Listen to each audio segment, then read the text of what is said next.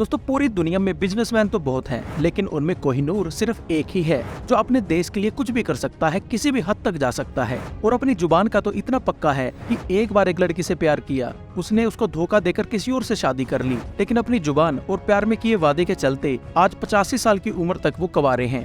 और दोस्तों वो इंसान पूरी दुनिया का सबसे अमीर आदमी बन सकता है, लेकिन वो दुनिया का सबसे दयालु और सबसे अच्छा इंसान है जो अपनी कमाई का 66% डोनेट कर देता है। हम बात कर रहे हैं भारत के कोहिनूर हीरे यानी सर रतन टाटा की, जिनके ऊपर हर भारतीय आंख बंद करके विश्वास करता है कि टाटा कभी अपने देश और देशवासियों के साथ गलत नहीं कर सकता। आज की इस वीडियो में हम सर रतन टाटा की लाइफ के बारे में बताने जा रहे हैं और इसके साथ हम आपको बताएंगे कि आखिर उन्होंने अब तक शादी क्यों नहीं की और उनका अगला वारिस कौन होगा जो आगे उनके बाद टाटा ग्रुप को संभालेगा। तो चलिए वीडियो को शुरू करते हैं लाइक बटन को दबाकर।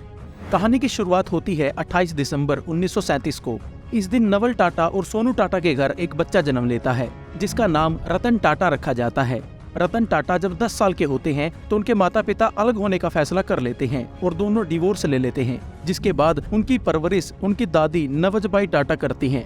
रतन टाटा की शुरुआती पढ़ाई मुंबई के स्कूल से होती है, जिसके बाद वो आगे की पढ़ाई करने के लिए विदेश चले जाते हैं, जहां पर वो 1962 में स्ट्रक्चरल इंजीनियरिंग की डिग्री हासिल करते हैं। 1962 में ही रतन टाटा लॉस एंजलिस की एक लड़की से प्यार कर बैठते हैं और लड़की भी सर रतन टाटा से प्यार करती है और दोनों म्यूचुअली डिसाइड करते हैं कि चलो शादी करते हैं। लेकिन उनकी शादी हो उससे पहले ही उनकी दादी का फोन आ जाता है। दादी की तबीयत खराब होती है और उनकी दादी आखिरी सांसें गिन रही होती है और वो रतन टाटा जी को मिलने के लिए बुलाती है, जिसके चलते रतन टाटा को इंडिया जाना पड़ता है क्योंकि सारी जिंदगी दादी के साथ जो बिताई थी, दोनों में प्यार ही बहुत था। तो उन्होंने अपनी गर्लफ्रेंड को बोला कि चलो इंडिया चलते हैं, इंडिया में शादी करेंगे और अपनी दादी से भी आपको मिलवा दूंगा। लेकिन लड़की के माता पिता ने उनको इंडिया जाने से मना कर दिया क्योंकि तब 1962 में इंडिया चाइना की वार चल रही थी। तो लड़की के माता पिता ने डरते हुए उसको नहीं भेजा और रतन टाटा अकेले ही अपनी दादी से मिलने इंडिया चले आए। लेकिन वो अपनी गर्लफ्रेंड को शादी का वचन देकर आए थे और इंडिया में आकर सर रतन टाटा अपनी गर्लफ्रेंड का इंतजार करते रहे।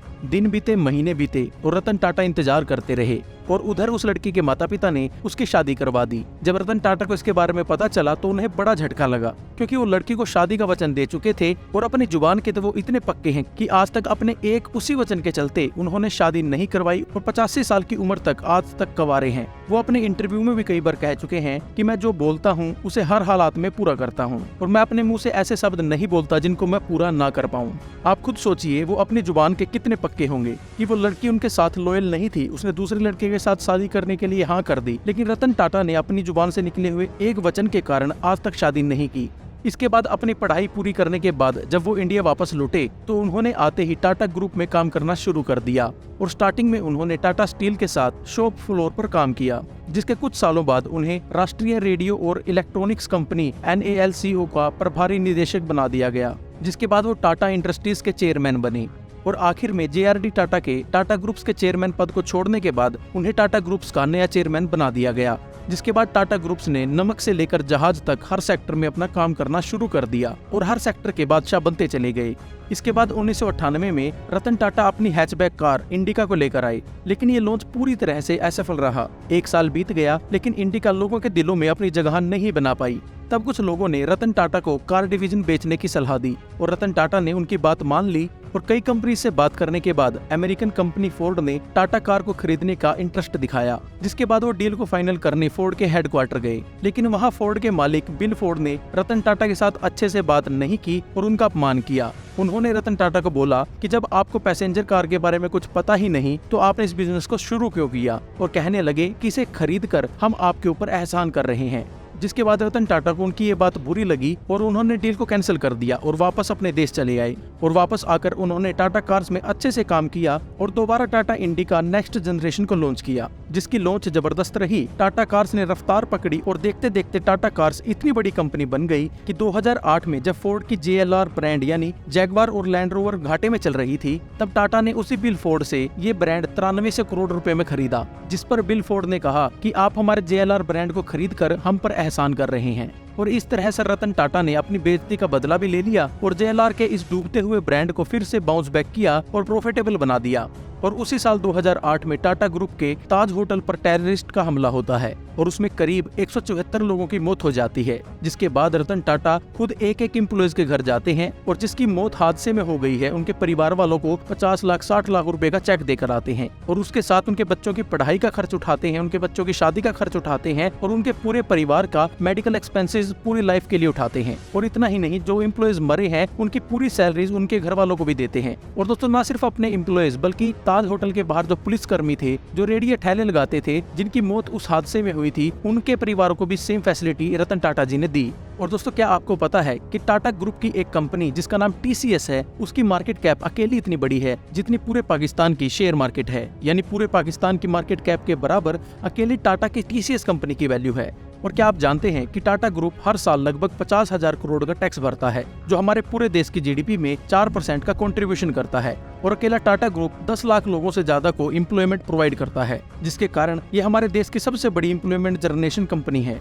दोस्तों, पिछले साल टाटा ग्रुप ने सरकार से एयर इंडिया को 18,000 करोड़ में खरीदा ताकि वो घाटे में चल रही इस कंपनी को ग्रो कर सकें। हम आपको बता दें कि एयर इंडिया की शुरुआत 1932 में JRD टाटा ने टाटा एयरलाइंस के नाम से की थी, जिसको 1946 में बदलकर एयर इंडिया कर दिया गया। उसके बाद 1954 में सरकार ने टाटा से एयर इंडिया को खरीदकर उसका राष्ट्रीयकरण कर दिया। उस टाइम देश में 9 छोटी बड़ी विमान कंपनियां थी, जिनको सरकार ने 1954 में मर्ज करके इनका राष्ट्रीयकरण कर दिया था और 2 नई कंपनीज बनाई, एक इंडियन एयरलाइन और एक air India. Indian airline domestic flights के लिए और एयर इंडिया इंटरनेशनल फ्लाइट के लिए। लेकिन पिछले कई सालों से एयर इंडिया घाटे में चल रही थी, जिसके चलते सरकार ने उसे बेचने का ऐलान किया और रतन टाटा ने सबसे ज्यादा बोली लगाकर 18,000 करोड़ में इस डूबती हुई कंपनी को बचा लिया।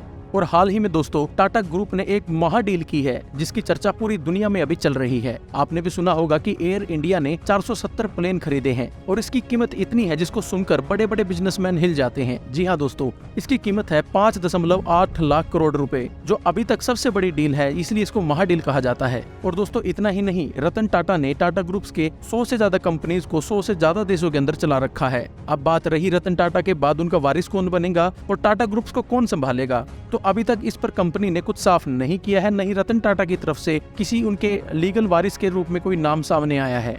तो दोस्तों, कैसी लगी आपको सर रतन टाटा की जिंदगी की ये कहानी? इतने महान इंसान को दिल से सल्यूट तो जरूर बनता है। आप कमेंट बॉक्स में रतन टाटा के लिए प्यार जरूर दिखाएं। क्या पता वो भी इस वीडियो को देख लें और आपका सल्यूट उन तक पहुंच जाए। जी हाँ, मुझे पता है कि ये पूरी कहानी नहीं थी, उनकी जिंदगी में बहुत कुछ हुआ है, बहुत सारे सम्मान उनको मिले हैं और बहुत सारा अप और डाउन उनकी जिंदगी में आया है, लेकिन एक वीडियो में सब बताना पॉसिबल नहीं था। अगर ऐसा हम करते तो कई घंटे की वीडियो बन जाती, जो आपके लिए देखना भी मुश्किल था और मेरे लिए बनाना भी। इसलिए अगर आपको ये लाइफ स्टोरी अच्छी लगी है तो हमें कमेंट कर जरूर बताएं। इसका हम नेक्स्ट पार्ट जरूर लेकर आएंगे, जिसके अंदर हम वो सभी टॉपिक्स को कवर करेंगे जो हमने इस वीडियो के अंदर छोड़ दिए हैं। अगर हमें 5000 लाइक्स इस वीडियो में मिलते हैं तो हम इसका नेक्स्ट पार्ट जरूर लेकर आएंगे।